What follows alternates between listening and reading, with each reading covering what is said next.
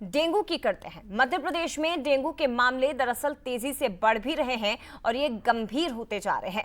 ग्वालियर शहर में डेंगू के 23 नए मरीज मिले हैं और ये आंकड़ा 24 घंटे में सामने आया। एक ही दिन में डेंगू के 23 नए पॉजिटिव मरीजों की पुष्टि हुई है। जानकारी आपको दे दें कि ग्वालियर में हालात भयावह होते जा रहे हैं क्योंकि 3 से 4 लोगों की जान डेंगू के चलते चली गई। इधर गुना की आप बात करें तो पूर्व नगर पालिका उपाध्यक्ष की मृत्यु भी डेंगू के चलते हुई है। वो निजी अस्पताल में इलाजरत थे, लेकिन इलाज के दौरान उनकी मृत्यु हो गई। जुलाई में जहां मरीज 505 थे तो अगस्त में ये 950 पहुंच गए, यानी कि एक महीने के अंदर आंकड़ा 950 पर था। सितंबर में डेंगू संक्रमण दर 9.7% है। इंदौर और ग्वालियर के बाद रीवा में भी सबसे ज्यादा मामले सामने आए हैं। ये बेहद गंभीर होता जा रहा है कि मध्य प्रदेश की राजधानी भोपाल में भी और पूरे मध्य प्रदेश में डेंगू तेजी से पैर पसार रहा है, बेकाबू होता जा रहा है। डेंगू मैं बता दें आपको कि भोपाल से भी तेजी से मरीज मिल रहे हैं। इधर ग्वालियर शहर में डेंगू जानलेवा साबित हुआ। प्रशासन की ओर से सख्ती दिखाई दे रही है, लेकिन उस सख्ती का असर दिखाई नहीं दे रहा है।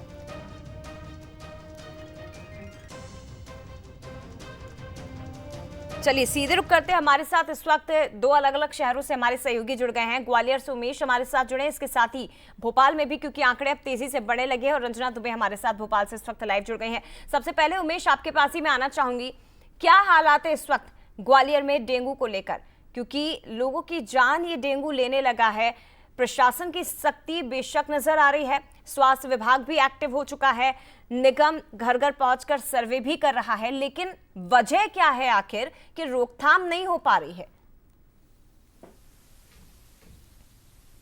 देखिए, बिल्कुल निश्चित तौर पर ही अब डेंगू लगातार जो है खतरनाक होता जा रहा है और अपने पैर पसारता जा रहा है। कहा जा सकता है कि अब डेंगू ग्वालियर में जानलेवा साबित हो रहा है। अभी तक उमेश लौटेंगे आपके पास, आपकी आवाज हम तक नहीं पहुंच पा रही है। रंजना का रुख करेंगे। रंजना भोपाल से इस वक्त हमारे साथ जुड़ी हुई है। रंजना, क्या कुछ जानकारी भोपाल में इस वक्त क्या हालात हैं, और क्योंकि जिस तरह से केसेस तेजी से बढ़ रहे हैं, क्या प्रयास किए जा रहे हैं इसकी रोकथाम के लिए?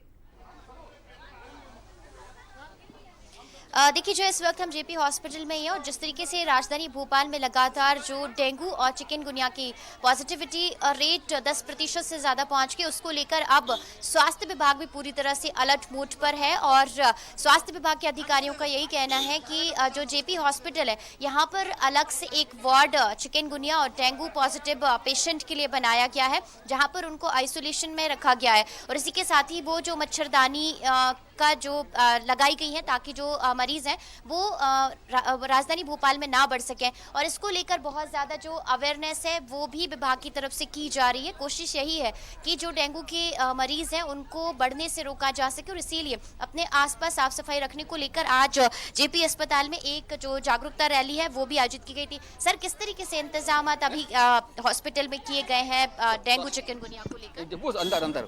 जी, तो यहाँ पर जो सिविल सर्जन है उनसे ही बात करते हैं कि आखिर उनकी तरफ से क्या कुछ जो इंतजामात हैं वो किए गए। सर, क्या तैयारियां हैं, क्योंकि जिस तरीके से डेंगू और चिकनगुनिया के पेशेंट लगातार बढ़ रहे हैं? अभी अपने यहाँ एक विशेष वार्ड बनाया गया है जो 10 बिस्तरों का है, जिसको आइसोलेशन में हम डेंगू के मरीजों को रखते हैं। और अभी एक अच्छी बात है कि इसमें जितने भी मरीज विगत दिनों में जो भर्ती हुए वो सब ठीक होके गए। इसमें मच्छरदानी में रखा जाता है डेंगू के मरीज को, जिससे क्या होता है कि उसको मच्छर ना काट पाए, क्योंकि अगर वो उसको मच्छर कोई काटता है और फिर वो उसमें इंक्यूबेशन, उसमें ही मच्छर में इसके थ्रू ये बीमारी चली जाती है। आइसोलेशन में ही रखते हैं उन मरीजों को अलग से प्राइवेट। और इस तरीके से मरीज ना बढ़े उसको लेकर क्या कुछ इंतजाम है? शहर भर में साफ सफाई को लेकर, अवेयरनेस को लेकर क्या कुछ कार्यक्रम स्वास्थ्य विभाग की तरफ से? स्वास्थ्य विभाग के निर्देशानुसार हम लोग काम कर रहे हैं। डेंगू का पहले ही वो निकाल दिया गया था उन्होंने, क्या क्या करना है। अभी एक गाइडेंस थी, एक हमने जागरूकता, स्वच्छता के लिए जागरूकता रैली अभी निकाली है 10 मिनट पहले। और घर के आसपास पानी जमा ना हो पाए, ये एक विशेष ध्यान रखना पड़ता है। पानी में मच्छर होते हैं, बिल्कुल, और ये मच्छर के बहुत लार्वा जरूरी होते है हैं, रंजना तो कि वही अपने घरों के मच्छर आसपास आगे बढ़ते हैं। गंदगी ना रहे। पानी जिसका जिक्र सीएमएचओ इस वक्त कर रहे हैं कि पानी आपके घरों के आसपास जमा ना हो, कूलर में आपके गंदा पानी जमा ना हो, समय समय पर उसकी सफाई हो, क्योंकि इन्हीं जगहों पर डेंगू का लार्वा सबसे ज्यादा पनपता है और जो बेहद भयावह अब साबित होता दिखाई दे रहा है। एक बार फिर से हम उमेश का रुख करेंगे। उमेश, जानकारी दीजिए। देखिए बिल्कुल जया, अब जो है ग्वालियर में डेंगू लगातार पैर पसारता हुआ जा रहा है और कहा जा सकता है कि अब ये डेंगू जानलेवा साबित हो रहा है। अभी तक तकरीबन 4 लोगों की मौत हो चुकी है, जिसमें एक 13 वर्ष से जो कम का उम्र का एक बच्चा भी शामिल है और लगातार जो है आंकड़ा चिंताजनक होता जा रहा है। अब यह जो आंकड़ा है वो 749 हो गया, यानी जो है सितंबर की अगर पिछले साल की बात की जाए तो जो है ये आंकड़ा 3 गुना अब बढ़ गया है। यानी कहा जा सकता है कि लगातार जो डेंगू की रफ्तार है वो अब कहर बरपा रही है।